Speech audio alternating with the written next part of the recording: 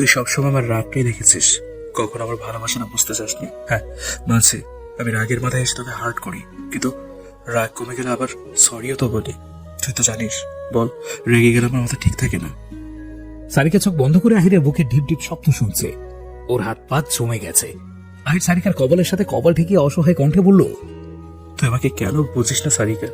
কেন সব সময় আমি যেটা বলি তার উল্টোটা করিস? জানিস তোর এই অবাধ্যতা আমাকে কতটা পড়ায়, কতটা কষ্ট পাই তোর এমন ব্যবহারে। আবার সেই কষ্টগুলো রাগ হয়ে তোর উপর আঘাত হানে, তোর অবহেলাগুলো আমাকে নির্দয় বাড়িয়ে দেয়। তাই আমি না চাইতেও তোকে কষ্ট দিয়ে ফেলি। তুই কবে আমাকে বুঝতে পারবি সারিকা? শেষের কথাটা বলার সময় আহিরের গলাটা ধরে এলো। সারিকা অনুভব করলো ওর গালের উপরে তরল কিছু পড়ছে। ও চট করে চোখটা খুলে ফেললো। দেখলো আহির ওর কপালের সাথে কপাল ঠেকিয়ে চোখ বন্ধ করে আছে, আর ওর চোখ দিয়ে পানি গড়িয়ে পড়ছে। আহিরের এতক্ষণের বলা কথা শুনে সারিকা অবাক না হলেও ওকে কাঁদতে দেখে অবাক না হয়ে পারল না। আহিরকে এই প্রথম ও কাঁদতে দেখছে। আচ্ছা, আজকে কি ও একটু বেশি বাড়াবাড়ি করে ফেলেছে? হ্যাঁ, হয়তো ওই মেয়েটার সামনে বসে আহিরকে এইভাবে বলাটাও ঠিক হয়নি। আহির ওকে ভালোবেসে জেনেও কেন ওর দুর্বল থেকে এইভাবে আঘাত করতে গেল? সারিকা আলতো হাতে আহিরের চোখের পানি মুছে দিয়ে ও ঠোঁটের সাথে নিজের ঠোঁট মিলিয়ে দিল। হঠাৎ সারিকার এমন কাণ্ডে আহির চট করে চোখ খুলে সামনে তাকালো। ও ভাবতে পারেনি সারিকা এমন কিছু একটা করে ফেলবে। আহির কিছুক্ষণ স্ট্যাচু হয়ে দাঁড়িয়ে থেকে সারিকার কোমরে হাত দিয়ে শক্ত করে নিজের সাথে মিশিয়ে ধরে রেসপন্স করতে লাগলো। আগের দিন রাতে দেরি করে ঘুমানোর জন্য বেশ বেলা করে ঘুম থেকে উঠলো মেঘ। প্রথমে ভেবেছিল ও একাই হয়তো দেরি করে উঠেছে, কিন্তু পরে শোয়া থেকে উঠে বসতেই দেখলো সারিকা, সাইফা, দিশা তিনজনই এলোমেলো হয়ে ফ্লোরে পড়ে ঘুমিয়ে আছে। মেঘ কতক্ষণ কপালে হাত দিয়ে বসে রইল, কারণ মেঘ ওদের তিনজনের জন্য বেড ছেড়ে দিয়ে নিজে এসে সোফায় শুয়েছে। আর তিনজনকে এত বড় একটা বেড দেওয়া সত্ত্বেও সবগুলো বেড থেকে ফ্লোরে পড়ে গেছে।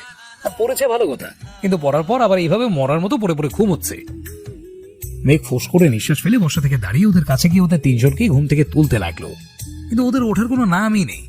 অবশেষে বহু কষ্টে প্রায় আধ ঘন্টা পর মেঘ ওদের তুলতে সক্ষম হলো। ওরা ফ্রেশ হয়ে নিচে এসে ব্রেকফাস্ট করে নিল। এখন দুপুর 12:30 বাজে। কালকে অনেক রাতে হিয়ানদের বাড়ি থেকে ওরা অবিদের বাড়িতে ফিরে এসেছে। আসার পর সবাই মিলে বেশ কিছুক্ষণ আড্ডা দিয়ে তারপর প্রায় সকালের দিকে ঘুমিয়েছে। সারিকা, সাইফা, দিশা, মেঘ ব্রেকফাস্ট করে উপরে এসে আবার রেডি হতে লাগলো। আজকে সন্ধ্যায় আলিশার গায়ে হলুদ। সন্ধ্যাবেলা বরপক্ষের সবাই এই বাড়িতে আসবে। অর্কনের গায়ে হলুদ একসাথেই হবে। তার আগে মেঘের বাড়ির লোকেরা ছেলের বাড়িতে গায়ে হলুদের তত্ত্ব নিয়ে যাবে, আর ছেলের বাড়ির লোকেরা মেয়ের বাড়িতে তত্ত্ব নিয়ে আসবে। মেঘ, সারিকা, সাইফা আর অবিদের কিছু কাজিন মিলে হিয়ানদের বাড়িতে যাবে তত্ত্ব দিতে। আর দিশা আলিশাকে নিয়ে প্রথমে টুকিটাকে শপিং করবে, তারপর লাঞ্চটা রেস্টুরেন্টে করে ওখান থেকে পার্লারে চলে যাবে। দুপুর 2টা। কিছুক্ষণ আগেই মেঘেরা চৌধুরী বাড়িতে এসেছে। এখানে এসে ওরা গেস্টদের সাথে ড্রয়িং রুমে বসে আছে। নিজেদের বাড়িতে এইভাবে গেস্ট হয়ে আসায় সারিকা, সাইফার ভীষণ হাসি পাচ্ছে। ওরা কোন রকমের দাঁতে দাঁত চেপে হাসিটা কন্ট্রোল করে রেখেছে। কিছুক্ষণ বসে থাকার পর সার্ভেন্টরা এসে মেঘদের জন্য হালকা পাতলা স্ন্যাক্স, ফ্রুটস দিয়ে যায়। মেঘ মিষ্টির বাটি হাতে নিয়ে একটা মিষ্টি মুখে দিতেই ওর চোখ দুটো রসগোল্লার মতো বড় বড় হয়ে যায়। ওর মনে হচ্ছে কান দিয়ে ধোঁয়া বেরোচ্ছে। মিষ্টিটা গলার কাছে আটকে গেছে। মেঘ হাত থেকে মিষ্টির বাটিটা টেবিলের উপরে রেখে সবাইকে খাওয়ার জন্য মানা করতে যাবে, তার আগেই কোথা থেকে আহান উড়ে এসে মেঘের পাশে থপ করে বসে পড়লো। তারপর মেঘের রাখা মিষ্টির বাটিটা নিয়ে চামচ দিয়ে আরেকটা মিষ্টি মেঘের দিকে বাড়িয়ে দিয়ে বলল, একটা মিষ্টি এতক্ষণ বসে গেলে হবে বেয়ান সাহেবা, মুখেটা তাড়াতাড়ি শেষ করে আরেকটা নিন। বাকিরাও ততক্ষণে মিষ্টি নিয়ে খাওয়া শুরু করলো, কিন্তু এক বাইট দেওয়ার পর কেউই আর দ্বিতীয় বাইট দেওয়ার মতো অবস্থায় নেই। সবাই মুখের মধ্যে মিষ্টি নিয়ে বসে আছে, না পারছে গিলতে আর না পারছে ফেলতে। অবশ্যই এটাকে মিষ্টি বলা চলে না, মিষ্টিতে তো চিনি দিয়ে সিরে দেওয়া হয়, কিন্তু এটাতে তো শুধু লবণ দিয়ে সিরে দেওয়া হয়েছে। অতিরিক্ত লবণ দেওয়ায় মিষ্টিটা একদম তেতো হয়ে গেছে। মেঘ গিলছে না দেখে আহান এক গ্লাস সাদা পানি মেঘের দিকে এগিয়ে দিয়ে বলল, বেয়ান সাহেবা নিজে একটু বেশি সুইট তো, তাই হয়তো এই এক্সট্রা সুইট আমার ঠিক হজম হচ্ছে না। আচ্ছা, কোনো ব্যাপার না, পানিটা খেয়ে নিন, বেটার ফিল করবেন। আহান পানির গ্লাসটা বাড়িয়ে দেওয়ার সাথে সাথেই মেঘ টান দিয়ে ছোঁ মেরে আহানের হাত থেকে পানির গ্লাসটা নিয়ে ঢক ঢক করে পানি খেতে লাগলো। কিন্তু কয়েক ঢোক পানি খাওয়ার পরেই মেঘ আর স্থির হয়ে সেখানে বসে থাকতে পারলো না। গ্লাসটা হাত থেকে ফেলে দিয়ে মুখ চেপে ধরে এক দৌড়ে বাসা থেকে বের হয়ে গেল। ওকে ওভাবে বের হতে দেখে সারিকা, সাইফা সহ অবির বাকি কাজিনরা বসা থেকে দাঁড়িয়ে গেল। সবার চোখে মুখে ভয়ের ছাপ। আহানের ঠোঁটের কোণে ফুটে উঠেছে বাঁকা হাসি। আহান যে পানির গ্লাস মেঘকে খাওয়ার জন্য দিয়েছিল ওটাতেও লবণ গলানো ছিল। সারিকা কাঁপা কাঁপা কণ্ঠে আহানকে উদ্দেশ্য করে বলল, ভাইয়া, আমাদের তো এখানে সব কাজ শেষ, তাহলে আমরা এখন আসি। কথাটা বলে সারিকার সামনে এগোতে নিবে, তার আগে আহির এসে খপ করে সারিকার হাত ধরে ফেললো। তারপর একটা শয়তানি হাসি দিয়ে বলল, এক যাত্রায় পৃথক ফল কেন হবে ছোট ভাই? ওনাকে যখন ফ্রেশ পানি খাওয়ানোই হয়েছে, তখন আপনি কেন হয় ভালোবেসে একটু জুস খাওয়ালেন? কথাটা বলেই আহির এক হাতে জুসের গ্লাস নিয়ে অন্য হাত দিয়ে সারিকার ঘাড় চেপে ধরে গ্লাসটা ওর মুখের সামনে ধরলো। এমন ভাবে মাথাটা গ্লাসের সাথে চেপে ধরেছে যে সারিকা কোন দিকে ঘাড়টা নাড়াতেই পারছে না। অনেক ছোটাছুটি করেও যখন কোনো লাভ হলো না, তখন বাধ্য হয়ে সারিকাকে নাক চোখ বন্ধ করে জুসটা গিলতে হলো। ও এক ঢোক গিলেছে, আর ওর মনে হচ্ছে এক্ষুনি ওর পেট থেকে সব নাড়ি ভুড়ি বেরিয়ে আসবে।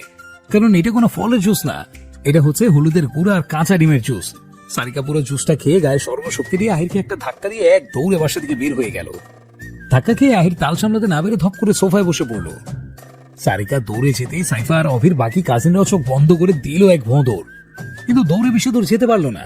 দরজার কাছে আসতে হিয়ান আর মিহির দুইজন দুপাশ থেকে এক এক বোতল করে তৈল ওদের সামনে ঢেলে দিল।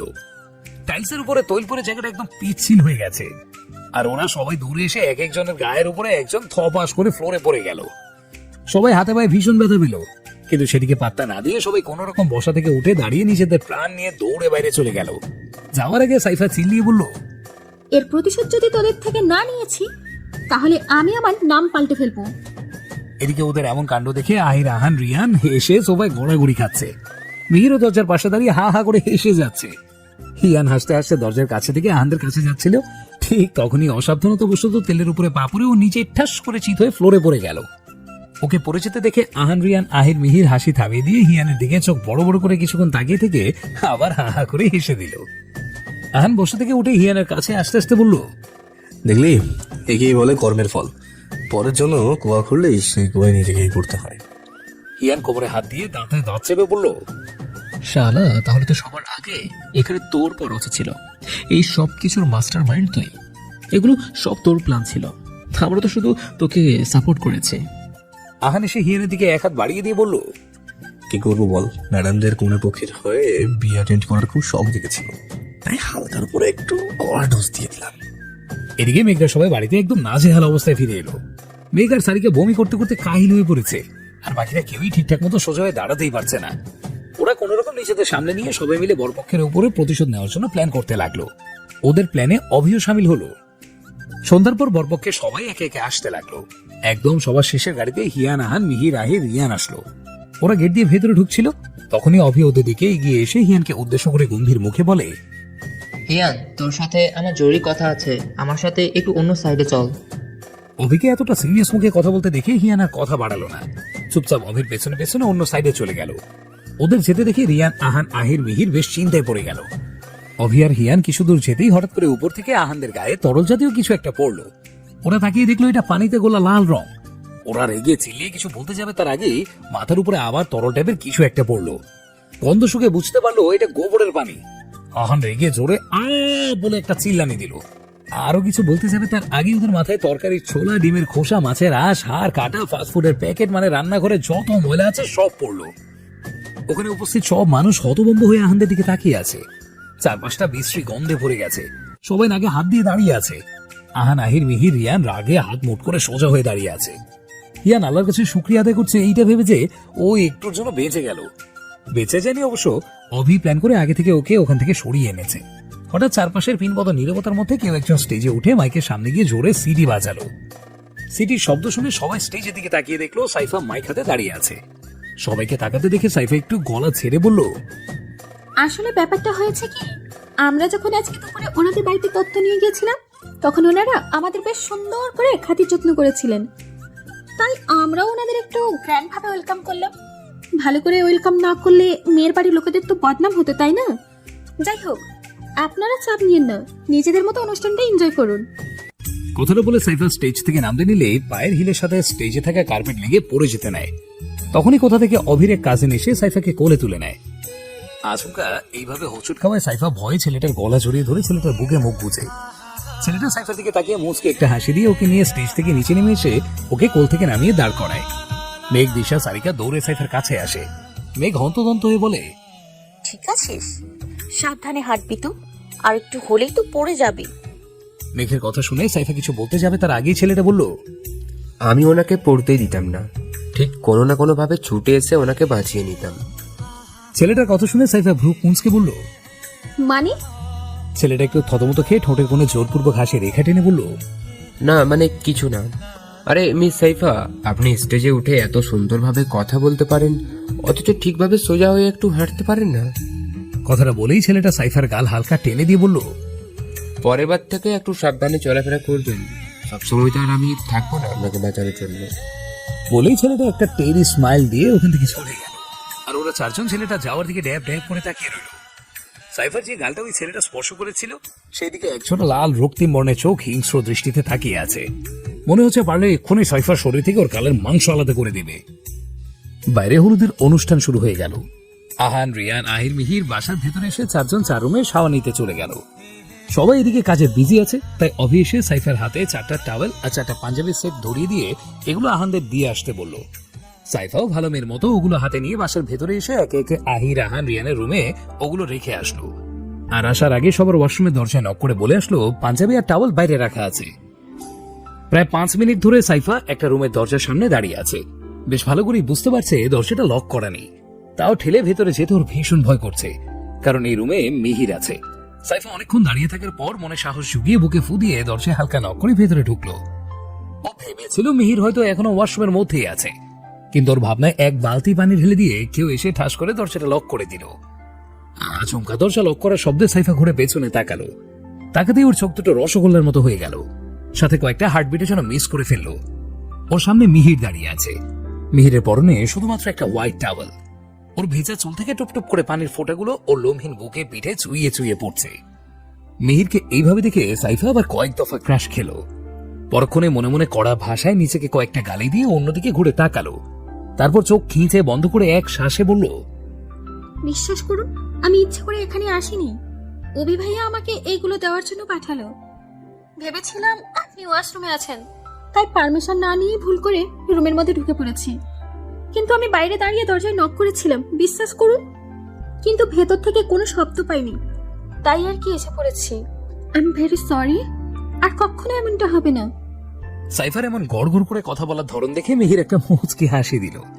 পরক্ষণে কিছু একটা মনে পড়তে মিহিরের চোখ মুখ শক্ত হয়ে গেল। ও এক পা করে সাইফার একদম সামনে গিয়ে দাঁড়ালো। তারপর শক্ত কণ্ঠে বলল, তখন ওখানে ওটা কি হচ্ছিল? মিহিরের প্রশ্ন শুনে সাইফা ছট করে চোখ খুলে সামনে তাকালো।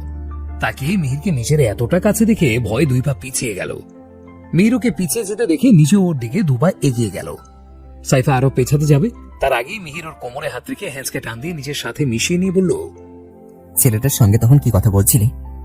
সাইফা কাঁপা কাঁপা কণ্ঠে বলল, কোন ছেলেটা? মিহির তীক্ষ্ণ দৃষ্টিতে সাইফার দিকে তাকিয়ে হাত দিয়ে ওর গালে স্লাইড করতে করতে বলল, আরে বা, এর মতো বলে গেলি। অন্য সব কিছু তোর তো বেশ ভালো মনে থাকে, কিন্তু একটা ছেলে এসে তোকে কোলে নিল, তোর সাথে এত কথা বললো, তুই তার গলা জড়িত হলি, সে তোর গালে টাচ করলো, এইটুকু সময়ের মধ্যে এত কিছু সব পড়ে গেলি। সাইফা এবার বুঝতে পারলো মিহির কার কথা বলছে। ও ভ্রু কুঁচকে বলল, আরে ওটা তো রাজ ভাইয়া, আলিসাপুর কাছে। এতদিন ইতালিতে ছিল, বিয়ে অ্যাটেন্ড করতে বাংলাদেশে এসেছে। সাইফার কথাটা শেষ হওয়ার সাথে সাথে মিহির ওর কোমর ছেড়ে দিয়ে ঠাঁটিয়ে ওর গালে একটা চড় বসিয়ে দিল। চড়টা বেশ জোরে মারায় সাইফা ওপর হয়ে ফ্লোরে পড়ে গেল। ওর মাথার মধ্যে কেমন ঝিমঝিম করছে। মিহির গিয়ে সাইফার বাহু চেপে ধরে ফ্লোর থেকে টেনে তুলে চিল্লিয়ে বলল, ওই ছেলের বিষয়ে এত খোঁজ খবর নিতে তোকে কে বলেছে? এখানে কি এসে ছেলেদের বিষয়ে খোঁজ খবর নেওয়ার জন্য?